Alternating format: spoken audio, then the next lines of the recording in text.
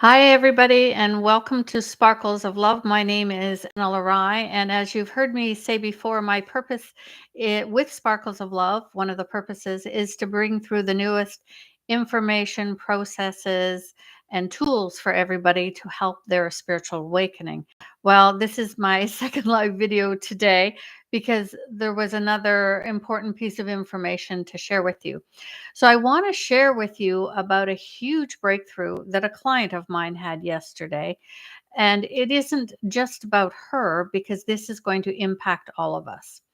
And so we were doing a private session yesterday, and her name is Laura. She said I could share that.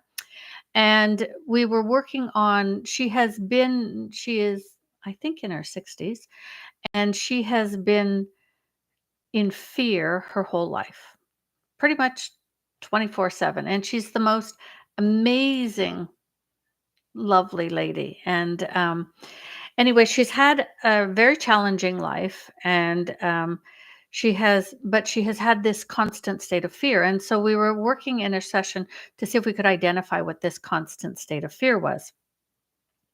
And we identified what the fear was. And is it even relevant? Not really. It was big. It was from an event that all of us who are Christians would be aware of, and it was around the crucifixion of Christ. So, and her part in that. And no, she wasn't Judas. So anyway, so as we were working on finding out information about these fears, one of the things that came up is how she expected all her lives after that. She expected and was waiting for retribution. She was waiting for Source or God and Christ to punish her for what she did. And her soul had a knowing that for her, or for most of us, this lifetime is significant in that so much is changing with the Great Awakening. And this was really her last lifetime that would be applicable to all of that because everything would be changing. And so, this whole lifetime, on a subconscious level, she has been in fear of God punishing her, of the retribution that would come. And it has played havoc on her nervous system, on her life, her body, and it's been this state of constant fear.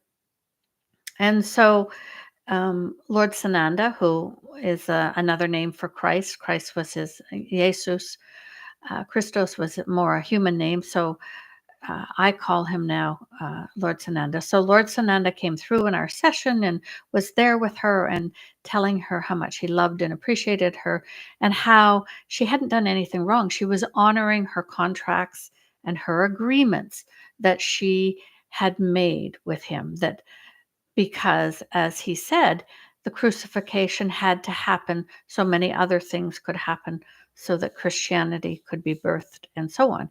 And so he was saying thank you. And he was saying how close they were and how much he loved her and how he was always present with her. And you could really feel the energy of it all. I felt him, she felt him, and you could feel the truth in it. And this was a big relief for her and a big release and a big breakthrough. But what happened was she talked about how guilty she felt and how she had felt unworthiness because of this all her life, even though she didn't know what the cause was. And we'd been looking for what is the root cause of this fear and this unworthiness. So, in all this process, what we found out is that she was one of the individuals on the planet, and there are 12 or more that carried the anchor, just like a boat anchor, the energy of unworthiness for humanity.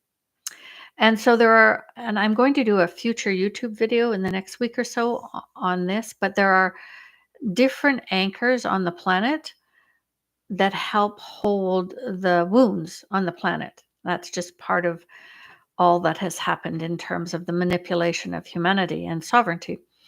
And uh, so for all of these lifetimes since the lifetime where she was part of Christ's crucifixion, she has carried this energy of unworthiness, of guilt and shame.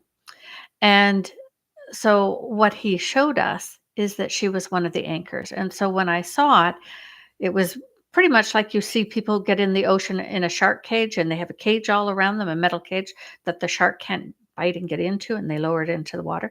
So she was in this metallic cage in her life. And then there was this really strong steel cord that went down into the core of the earth. And then my visual, because this is what helps me, was like a great big, huge metallic or metal boat anchor. So this energy was anchored. She was anchored into the earth. And it was the energy, she was holding the anchor for unworthiness. So she has felt unworthiness throughout her whole life. And she was also holding it for the planet. And again, she's not the only one. There's a minimum of 12 human anchors at any time for some of these wounds. Okay. And so she was, oops. So she was, we were looking at all of this, and she asked the question, and there were a couple vows she had made regarding all this, and to always be on alert and some other things, and her beliefs of being unlovable and unworthy, and which many of us carry. And she asked, could she heal this in her lifetime? And the guys came through and said, oh yes, you can actually heal it this year. You're in the Amplified Mastery program with Ana-La-Rai. You can heal it this year if you really work on it. You'll heal it this year. And then I continued to channel Lord Sananda. And then it was truly amazing because he really wanted to show her how she had honored her commitment and how there should be no guilt or shame or unworthiness as a result of her actions. But of course, in the human form, that it feels really different.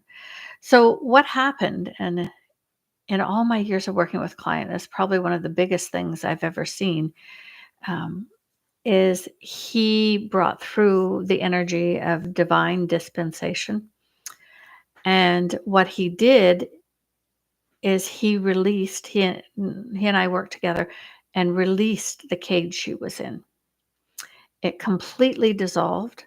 So she is no longer an anchor for unworthiness. So in her own personal life, it will mean a huge shift. And then we dissolved the chain that went down into the earth. And these things weren't in the timelines, weren't to be done now. Okay. This was hers. When she's not here incarnate, then another soul holds this particular anchor. But we dissolved the two out of the three pieces. And when we went to dissolve the actual anchor that is in the earth's core, it we couldn't do it. It wasn't allowed because humanity is still in the throes of this, so to speak. But he was able to cloak it. So the energy of it is no longer impacting any of us. Now, there are still at least 11 more of these on the planet, but this one, it has started to break the chain. Okay. So it is this exciting news, not only for her, because I got this incredible text from her a few hours later. And I was so happy for her because she said, wow, what a difference I'm feeling. Thank you more than I can say. Things feel possible now that never did before. So huge breakthrough for her. And I'm so excited for you, Laura.